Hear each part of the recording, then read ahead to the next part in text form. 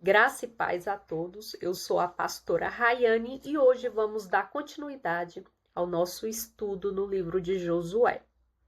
Eu convido o Espírito de Deus para que esteja ao nosso meio conduzindo este estudo, trazendo à nossa mente tudo que precisa ser guardado, praticado, né?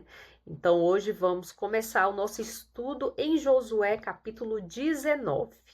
Antes de entrar para o texto, eu vou fazer, uma breve introdução a respeito do tema do capítulo, né? Então, o que ocorre? Aqui vamos observar que Josué ele termina de distribuir os territórios que ainda faltava para algumas tribos, né? Depois daquele povo vagar por 40 anos no deserto, morando em tendas, ali Deus ele começa a dar uma terra própria para aquele povo, né? Aquele povo começa a se organizar e eles começam Josué já começa a distribuir o território entre eles, conforme a necessidade e também conforme o tamanho das tribos, né? Então, Josué, ele faz uma divisão justa, conforme a necessidade, conforme o tamanho daquelas tribos. Como eu falei, aquele povo já vagava pelo deserto há muito tempo, há 40 anos morando em tendas. Deus estava realmente dando uma terra para eles habitar, para eles poder plantar, para eles poder prosperar, para poder construir as suas cidades e as suas casas, né? Então, em outras palavras, Deus estava dando dignidade para aquele povo. E estamos falando de um povo que vinha o quê? Da escravidão. Então, antes daqueles 40 anos que eles vagaram pelo deserto, eles eram escravos no Egito.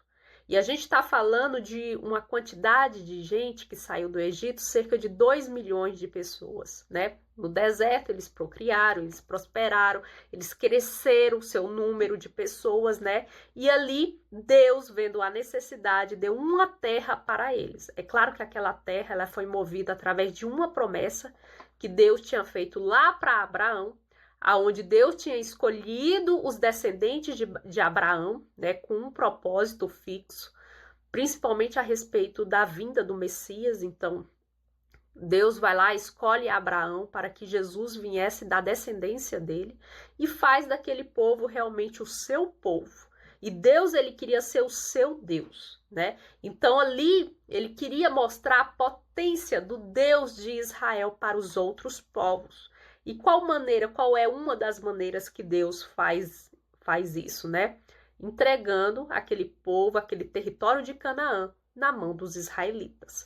Só que aquele território, uma parte dele ainda estava o quê? Habitado. Deus já tinha entregado para os israelitas, mas eles precisavam guerrear. Eles precisavam com a força da sua própria mão, né? E não da sua própria mão, porque Deus os ajudou.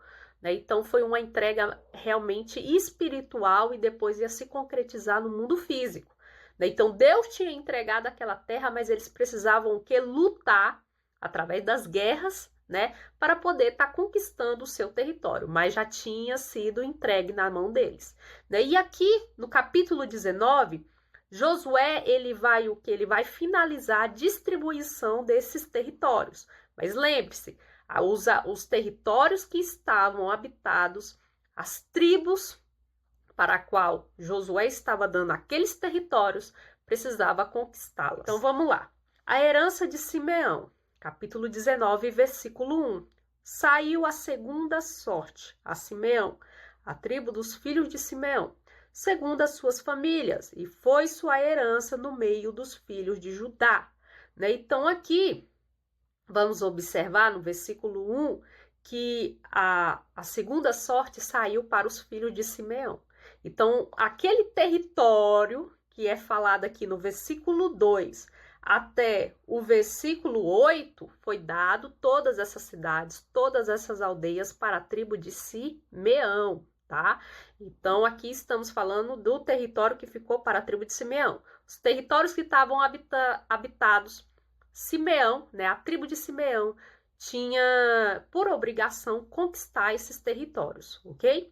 Então, do versículo 2 ao versículo 8, a Bíblia ela vai detalhar todas as cidades e aldeias que ficou para a tribo de Simeão. Era da responsabilidade de Simeão conquistar esses territórios que ainda estavam habitados. Deus já tinha entregado a bênção na mão deles. Eles precisavam ir lá e pegar, né?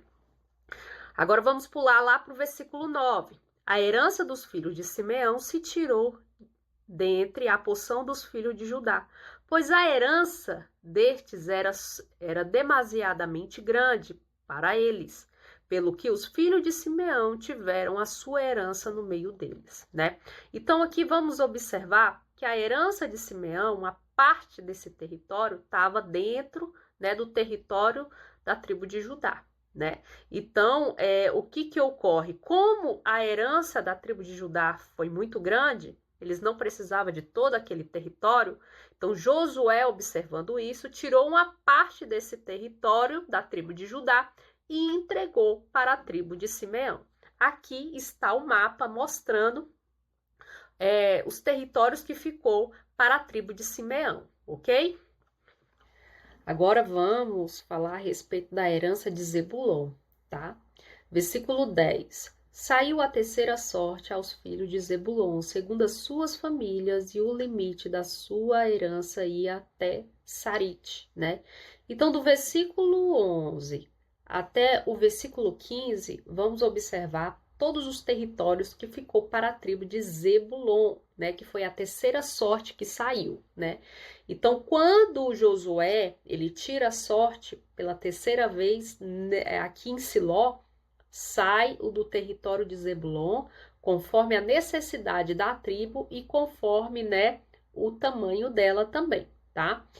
Então, aqui no versículo 16, esta era a herança dos filhos de Zebulon, segundo as suas famílias, e estas cidades com as suas aldeias, né? Do versículo 11 ao versículo 15, detalha as cidades e as aldeias que ficou para a tribo de Zebulon. Aqui está o mapa, né, do território que ficou para a tribo de Zebulon, ok? Então, vamos lá. A herança de Issacar. Versículo 17. A quarta sorte saiu a Issacar, aos filhos de Issacar, segundo as suas famílias, né? Então, do versículo 18 ao versículo 22, vai detalhar as cidades e aldeias que ficaram para a tribo de Issacar. Versículo 23. Esta é a herança da tribo dos filhos de Issacar, segundo as suas famílias, esta cidade com as suas aldeias. Então, aqui está também o mapa, né, do território que ficou para a tribo de Issacar. Continuando aqui, a herança de Azer. Versículo 24. Saiu a quinta sorte à tribo dos filhos de Azer, segundo as suas famílias. Do versículo 25 ao versículo 30, vai mostrar detalhadamente as cidades e aldeias que ficou para a tribo de Azer, tá bom? Esta é a herança da tribo dos filhos de Azer, segundo as suas famílias, estas cidades com as suas aldeias. Então, aqui está também o mapa com o território que ficou para a tribo de Aser. Lembrando que esses territórios, uma boa parte ainda estava habitado e eles precisavam conquistar esses territórios. Deus já tinha liberado uma palavra de comando. Deus já tinha dado o que aquelas terras para essas tribos. Porém, eles precisavam conquistá-las através das guerras, tá? Continuando aqui, ó, a herança de Naphtali. Saiu a sexta sorte aos filhos de Naphtali, segundo as suas famílias. Então, do versículo 33 ao versículo 38, vai detalhar as cidades e as aldeias que ficaram, né, para a tribo de Naphtali, né? Todo aquele território que ficou para a tribo de Naphtali, segundo a sua necessidade, segundo o tamanho da sua tribo, né? Esta é a herança da tribo dos filhos de Naphtali, segundo as suas famílias, esta cidade com as suas aldeias. Então, aqui está também o mapa, né, mostrando o território que ficou para a tribo de Naphtali. A herança de Dan.